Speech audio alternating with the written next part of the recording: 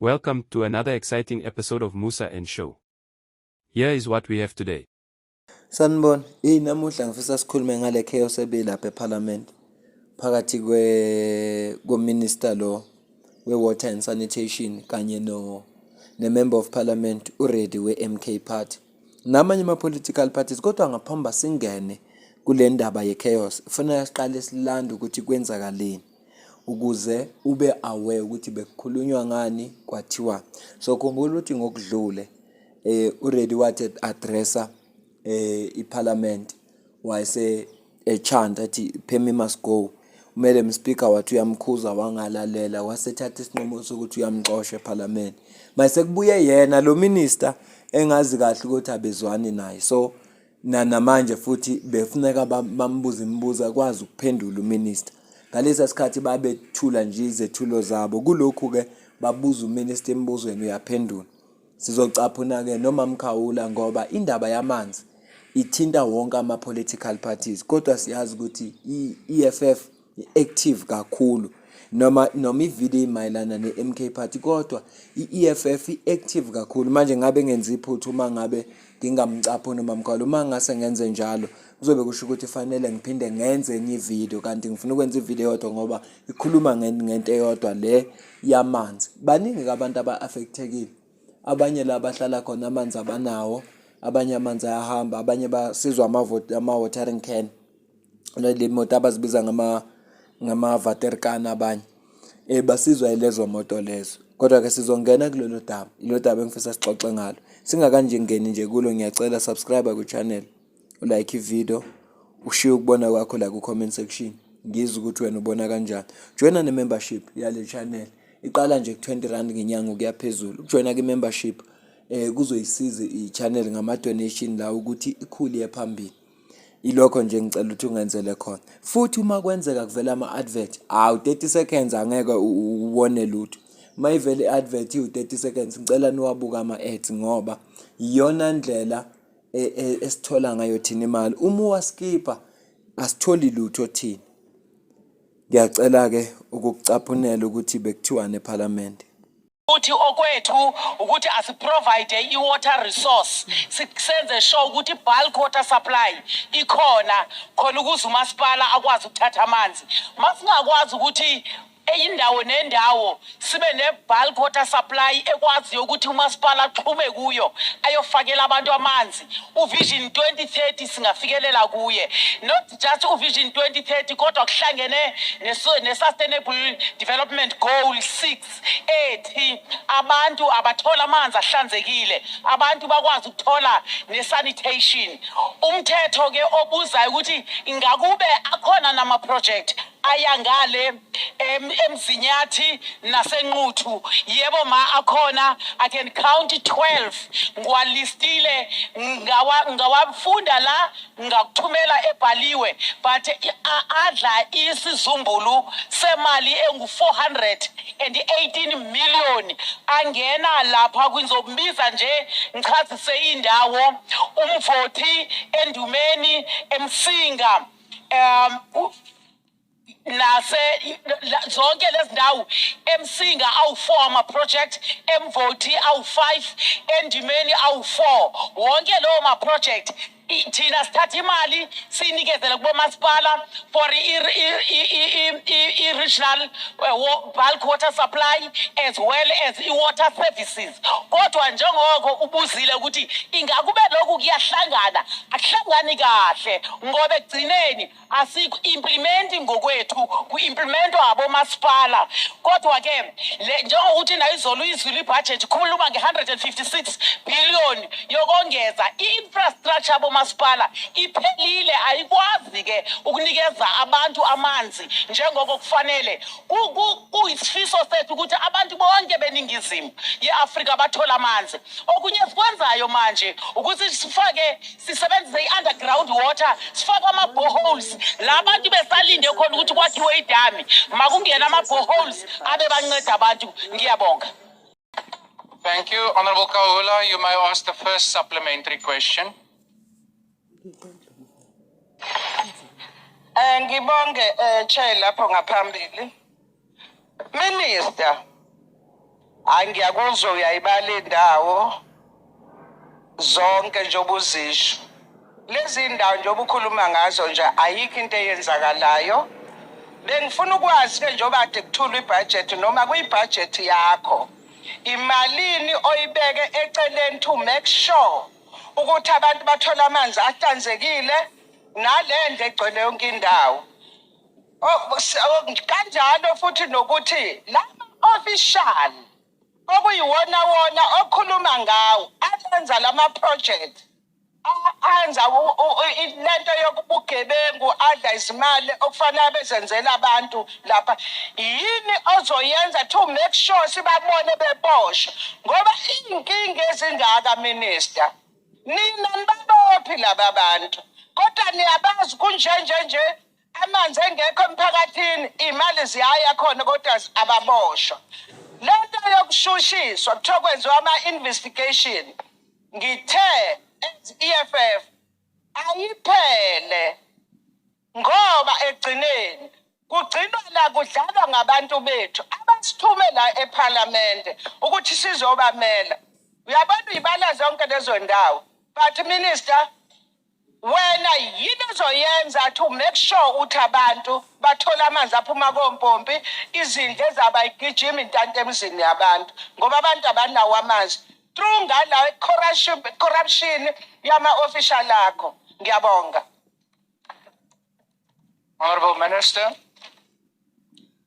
Makaula ngithe kuwena honorable member thina si-responsible for i-water resource kube yithina abasusa imali ngokomthetho sinikeze abomasipala sithi kumasipala umzekelo umasipala wase ongale la umvoti ukhona sithi nangu u34,960 wokuthi wenza uphase 6 and mase engawenzanga mhlawumbe kwabakhona ubugebengu lobukhuluma ngabo sinama case aku-FIU bekuhlangene no-FIU ngolwesine nangolwesihlanu sisayina i-terms of reference no-FIU ukuthi la ama-project angaqhubanga ayibuyi imali yethu ngingaqinisekisa la ukuthi i-FIU seyikwazile ukurecovera 196 million yama-project yemali beya kuma-project angenziwa ama-project ibuyile imali eku-department kunama-case we-FIU akawarefere kwi-NPA thina asibophi ma once kube khona ukuthi kuyasolwa sifuneka siphumele ukuthi akuhanjwe kuyo-investigatwa ngoba asinawo amalungelo okubopha abanye ama-report ka-FIU athi asidiscipline abantu ngaphakathi edepartmenteni kukhona la besithe mabesisabaxosha sababambela ama-pensions ngoba basahambe court sangawakhiphi ama-pension wabo kusho ukuthi-ke ma ubugebengu obenziwayo masibazi siya-investigate makukhona ukubonakala ukuthi kudliwe imali i-project ayenziwanga but akusiyi i-mandate yethu kuyokhipha amanzi epompini ngizohlala ngikusho lokho i-mandate kamasipala to reticulate and to provide water thina sinikeza the bulk water supply sibanikeze i-WISIC grant sibanikeze i-RIPIC grant. Thank you, Minister. Your time has now expired. Njoba kade uzwa-ke uminister esho abakwenzayo uMamkhawula wabuza naye imibuzo naye waphendula kodwa ngithe nje ngaphambi singene kwi-chaos le ebiyenzeka laphaya egcine yenzeka phakathi kwakhe no-Reddy we-MK Party ngiyafisa kodwa ukuthi siveze ukuthi bekukhulunywa ngani ngoba angikho interested kakhulu endabeni ye-chaos angikho interested ekutheneni ugcine wazi ukuthi kwenzakalani uminister utheni futhi uma ngabe ungomunye wabantu aba-affectekile endabeni zokungabi namanzi ube nalo ulwazi ukuthi utheni uminister ophethe obhekele leyo ndaba leyo indaba yakho izogcina resolvekile noma cha iyona into engithi angile sizongena nje kwi-chaos kodwa ngifisa ukuthi siqale sithinte lezi zinto ngoba yibalulekile sizophinde sisimcaphune futhi uminister ebese-ke singena-ke kwindaba ye-chaos ngiyacela kodwa subscribe ku-channel like i-video comment ngizwe ukuthi wena ubona kanjani leyo nto lento eyenzakalayo ngiyacela phela nijoyineni ne-membership ama-donation ngiyawafisa kahle kahle. Ngiyawafisa ama-donation ngoba azoyilekelela i-channel ukuze ikhule. Enkosi mhlali ngaphambili. Molo Minister. Minister, there are two villages near Ngotu. That is Lonjane and Ipumulili. They have been struggling to access water for several years. What your department has done to ensure that these two communities that are served by Umzinyati municipality have access to safe, clean and drinking water. Thank you so much. Honorable Minister. Thank you very much, Honorable House Chair, Honorable Dlelanga. Honorable Dlelanga, le mali le ebendithetha ngayo apha that worth 419 million. Yile mali esithumela ku district. I-district municipality yiyo a water service authority. That is why siletha lama reforms, because bayasafara local municipality bangaserviswa yi-district ekuyiyo i-water authority. Unfortunately akusisithi abakhetha i-water authority. I-COGTA yiyo enikeza omasipala i-right yokuthi wena i-water service authority noma wena uyi-provider. So thina sikwenzile kumele ukuthi sikwenze imali siyinika i-district. I-district is supposed njenge-water service authority inikezela abantu amanzi. Abantu baseNquthu uthetha ngabo ezi schemes bendizibala apha nale mali bayipati yabo, kodwa kunokwenzeka amanzi awakafiki ngenxa yento yoba lo muntu omele babanike amanzi akawenzi umsebenzi wakhe. Kodwa asikwazi uthathela umsebenzi womasipala siwuthathele ukuthi i-separation of powers is very clear. We can do our bit, they must do their bit. Just to sum up, there are 100 municipalities that were profiled as these Mali performing municipalities, and sicela ukuthi sisebenze no-COGTA singenelele kulabo masipala. Ngiyabonga. Thank you. The next supplementary question will be asked by the Honorable Nkumalo. Sihlalo ngaphambili.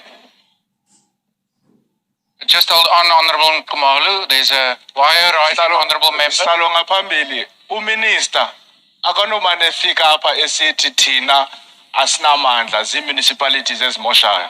Ngoba nguminister akanomane qho xa simbuza i-question ukuba abantu abanawo amanzi abanesithi no ayindimi zi-municipalities wenza ntoni yena as a minister ukuze abantu. No, Honorable Member, that's not a point of order. That is a point of debate. Njengobuzwa kuminister ephendula futhi uthi amalungu eParliament awajabulile lo gcine nje ukukhuluma usihlelonzi we-EFF okhala ukuthi asikwazi ukuthi uminister alokhe refera komasipala kodwa kunguye ophethe. Yini yena into ayenza ngoba phela uma ibona umsebenzi ufuneka asuke lapha ayo inquire yena ukuze nalabo benza umsebenzi bezothuka. Kodwa yena ukukhombisa ukuthi cha amandla walingani yena umsebenzi wakhe ukuthi ba-allocate imali then abomasipala kuyibona abenzayo. Ngicela ukuyibamba la ngingasaqhubeki into kakhulu yona le ndaba futhi ngiyazi iwudaba olubalulekile kodwa ke intention yami bewungukuthi nje ngikuphi background bese singena ke kwi-chaos. Ngicela ubone. I want to inform the minister what happened in Richmond, and that forms part of my question. In Richmond, her party, the ANC, actually kicked the ANC out in the by-election yesterday and installed MK Party. They said PEMI must go because they have no water. And that is a reality throughout the country. Residents are crying out for water. And what this minister does is she confuses her role as the minister, confuses even legislation, like she's doing today. We are not fools. We know these legislations, and we know that she can intervene. When she accepts that there's no capacity in municipalities. But she also says that she can use Section 63 to intervene, but she's waiting for an amendment to the bill. That is absurd. She needs to tell this House, why is it that she still remains as minister while the entire country is crying out for water? Why is it that she has not resigned? Thank you, Honorable Reddy. Thank you. Honorable Minister.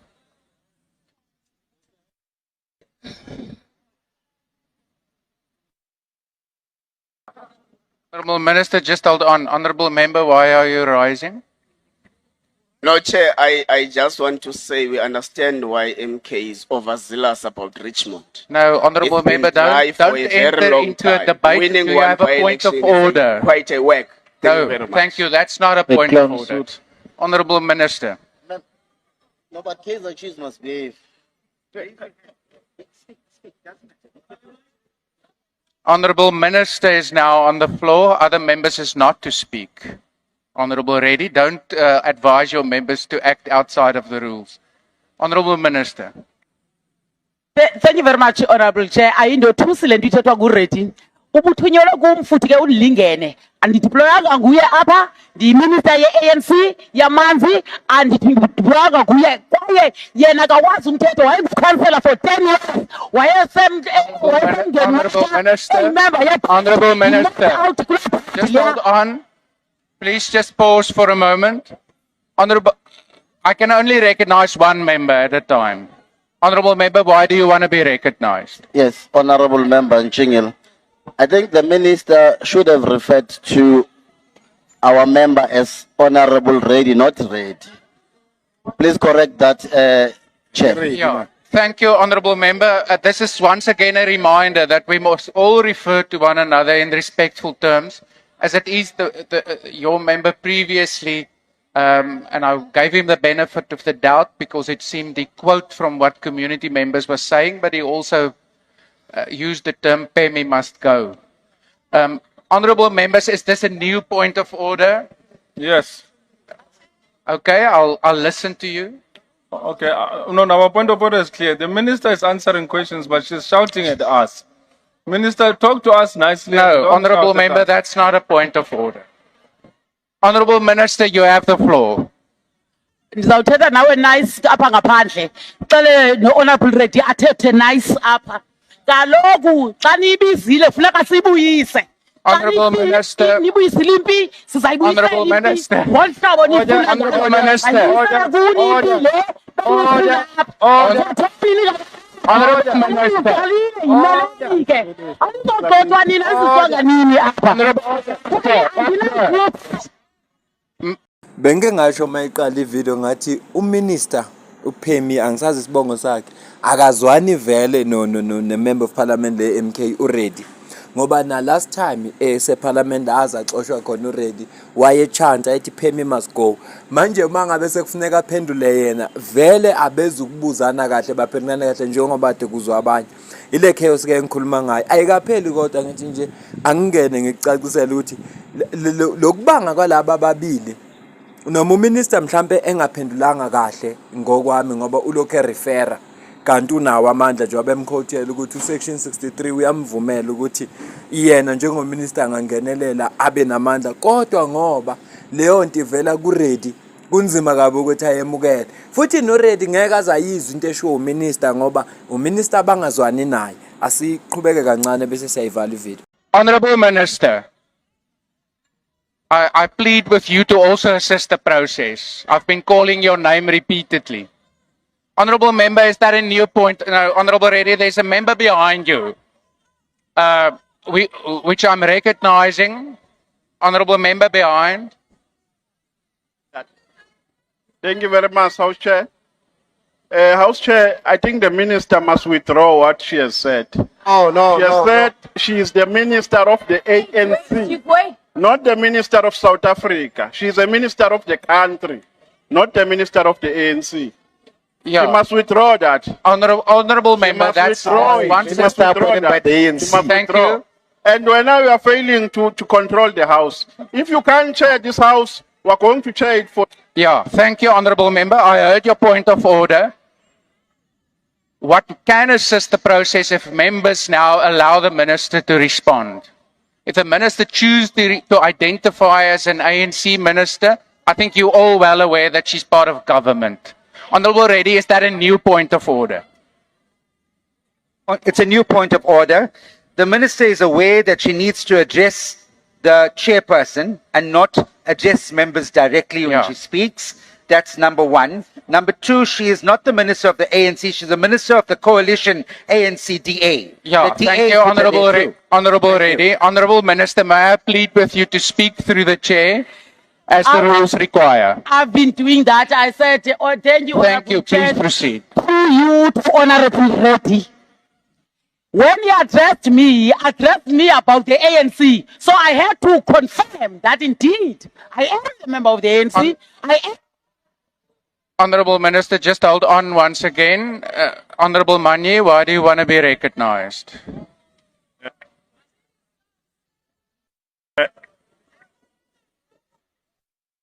Yeah, my apologies now. My mic is. Thank you, Chair. Chair, the Honorable Minister is insisting on dealing with the ruling that you've already made. You've made a ruling on the matter, but Chair. she is insisting to challenge your ruling. No, Please rule on that, Chair. no, Chair. No, Honorable Manye, I didn't hear her challenge my ruling that she must speak through the chair. What she was explaining, and I've not made a ruling that she may not refer to herself along a party lines, and she was speaking to that matter. So, Minister, you're protected. You have the floor. Please conclude your answer. Ndigqibezela ngokuthi ke intervention esiyenzayo ngokwe-mandate ye-department ne-constitution yileyo uba masinikezele i-bulk water supply. Into yamanzi ayophuma etepini ayingiwo umsebenzi ojongane ne-70 zawuyiphinda ide ingene ide iqine ngumsebenzi kwamasipala kamandi honorable through you chair honorable Reddy uyayazi lento wayeyikhansela for 10 years ubephaya emngeni water azange ahambe ayonika abantu epompini amanzi namhlanje uzograndstanda apha azophuma ndiyokhupha amanzi etepini awalophuma athathwe ndim amanzi etepini. Honorable Minister, please. Njengombuzo wakhe ukuthi impi yalaba ababili indala bayazana futhi bona bobabili njengoba esho ukuthi yena kusumsebenzi wakhe ukuthi ayenze ukuthi amanzi aphume empompini on the tap kodwa umsebenzi loyo wawomasipala honorable Reddy waye uyikhansela for 10 years ephethe lapha naye akaza wakhipha amanzi kodwa ke engicabanga mina okushiwo ngama-member eParliament ukuthi akasebenzise usection 63 ukuze omasipala bazi ukuthi uma singawenzi umsebenzi uzongenelela uminister as hold accountable. Leli phuzu bekuyiphuzu elibalekile la selivela kabi ngithi livela kabi ngoba livele nalomuntu abane grudge yabo abaziyobona ukuthi babangani ngoba uyababona abantu abazana kudala abazani manje. So iphuzu elithi angazi nokuthi wena ubona kanjani kodwa ngokuzwa kwami Mabesha uminister ngokuzwa kwami ngoba ngeshwa ka ngikucaphunelanga lo section 63 bamquote ukuthi uminister unali ilungelo lokuhamba yohlola ukuthi omasipala bawenzile na umsebenzi wabo aba hold accountable unalo lelo lungelo yena kodwa yena uthi yena umsebenzi wakhe usewenzile ngoba bayidlulisile ama-funds lawo kwahlelwa ama-project lawo sekumsebenzi wamasipala nekhokta ukuqhubeka izinto phambili. Ngiyacela ukuze ukuphawula kwakho ukuthi lithini ngalolu daba lude kakhulu lolu daba lude ngempela kodwa uma bekhona abantu mhlawumbe bengaba u20 abangaba interested singamenza mhlawumbe upart 2 sikhulume nje ukuthi utheni sivezene nokunya kushilo uminister odabeni lamanzi ngoba uma amanzi singenawe udaba losithintayo mina nawe asidibane kwivideo elandelayo. Ngiyabonga kakhulu.